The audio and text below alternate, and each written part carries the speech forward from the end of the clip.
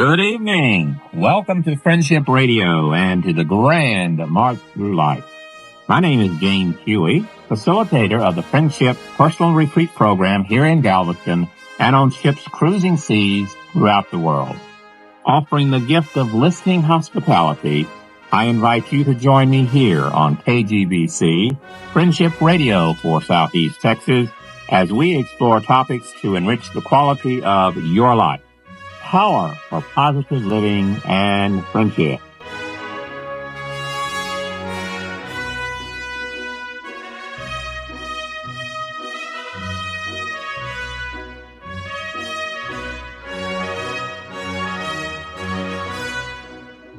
Say it is good to have you here on this delightful Thursday evening. We appreciate your kindness in joining us here at AM 1540. We're going to be live tonight here on KGBC on this Thursday evening.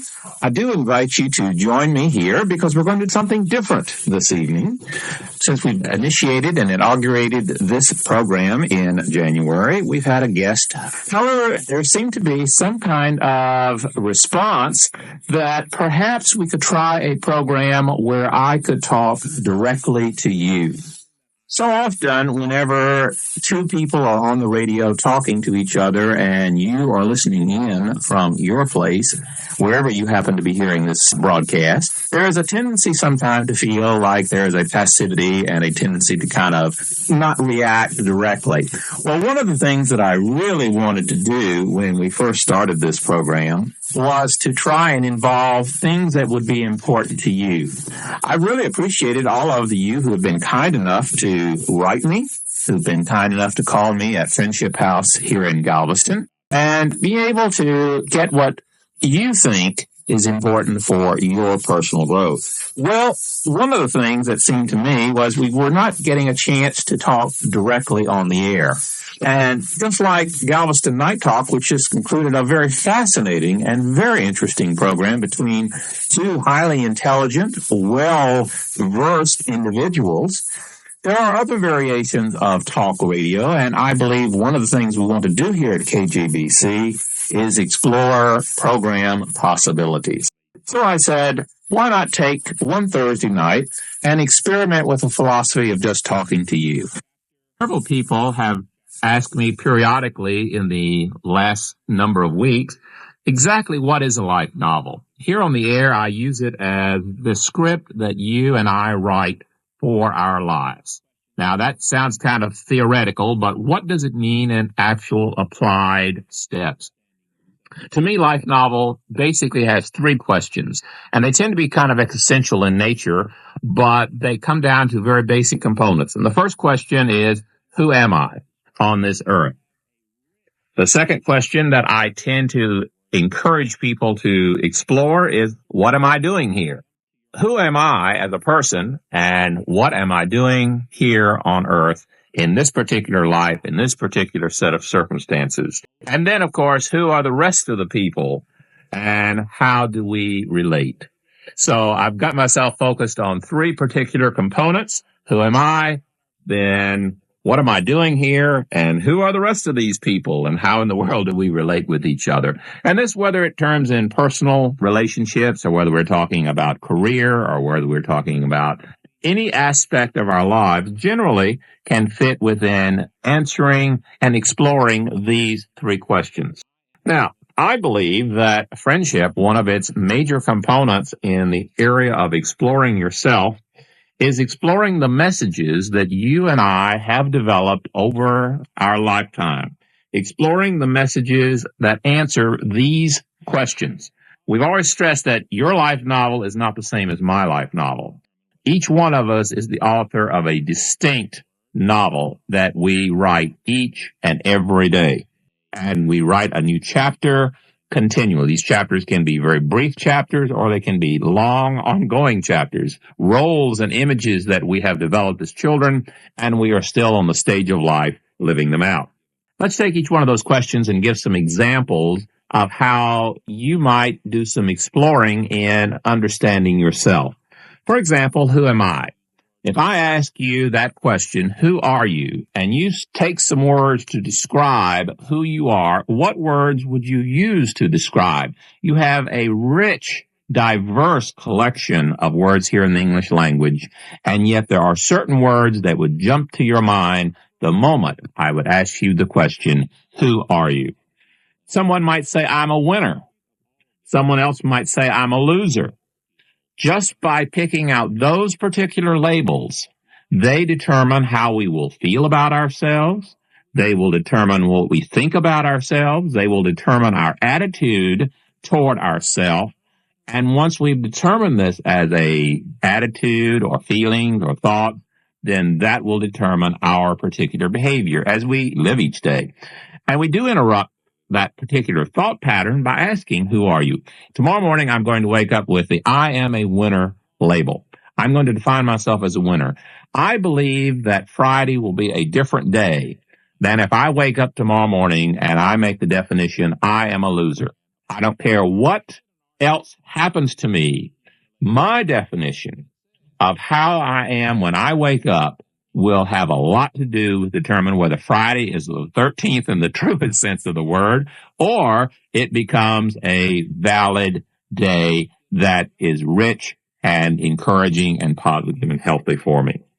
I can use other labels for myself, and they will determine how I live each hour of the 24 that I am given. For example, I might use the word I'm a competitor. That certainly is different than saying I'm a non-competitor. If I were to ask you, who are you? If you use the word competitor, that's different than saying a non-competitor. Another labels, I'm a teacher. I'm a workman. I'm lovable.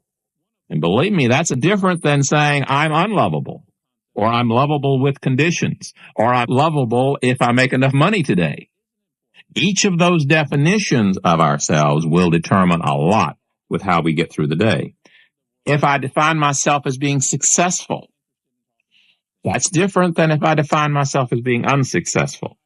If I see myself as a learner as versus a non-learner. If I see myself as a problem solver instead of a non-problem solver. Or if I just see myself as being a big problem. These are definitions. So when I asked you the question in your writing of your life novel, who are you? You choose the words that will pretty much determine what script you will write for each and every single day. What am I doing here? Why am I getting up? Is it to eat? Well, that's entirely different than if I say I'm getting up to work, or if I'm getting up to be helpful. I'm getting up to love people. I'm getting up to allow myself to be loved by others. I'm getting up to being a rescuer. I'm getting up so that my day can be happy. I'm getting up so I can make changes in myself. Our purpose, as we define it, will determine how Friday is and the type of script that you will write for your particular day. And the third question we ask, what about relating to all the rest of the people in the world? Do I relate to people conditionally? In other words, if they do certain things right, then we're going to have a good day. And if they don't do certain things right, I'm going to have a lousy day. Do I relate to people comfortably? Or do I feel uncomfortable around people? Do I see it as facing the world bravely? Do I interact with people joyously, nervously, friendly? Any number of words that I choose in interacting with the rest of the people in my world. The point of all of this is that we develop the skill to learn to listen to ourselves. What messages are we giving ourselves about who we are, what we're doing here, and the rest of the people in our environment? Once we learn how to listen to those messages, then we're in a capability of being able to make choices, hopefully healthy, positive choices for our daily lives. And that's what basically I mean by being an author of a life novel. I wanted to share with you something that I thought was really one of the most delightful short pieces, and I share it with you because it comes along with how in the world we actually do live our lives. I know most of you have had a chance to read Ann Landers, and a lot of things Ann says are very, very practical and applied. She did an article called A Short Course in Human Relations. And it says, the 6 most important words in English language, according to Ann Landers, are, I was wrong. Please forgive me. The 5 most important words, you did a good job. The 4 most important words, what is your opinion? The 3 most important words, can I help? The 2 most important words, thank you. The 1 most important word, you. And the least important word, I. Now that I think is particularly interesting because we like to talk about us. And this almost puts us in direct dichotomy with the dialoguing with other people. One of the joys of personal retreating and of the whole concept of friendship is saying, you are important. And this is an important word, and we make a contract to listen to what you have to say. Because most of the world that you are dialoguing with is interested in talking about things that are important to them. But if you want to strive to improve relationships with others, then being able to say, good job, what is your opinion? Can I help you? Thank you. Focusing on the other person helps them feel better about themselves. That's just a little short course that came from Ann Landers, and we'll let you use it for whatever you feel can be helpful.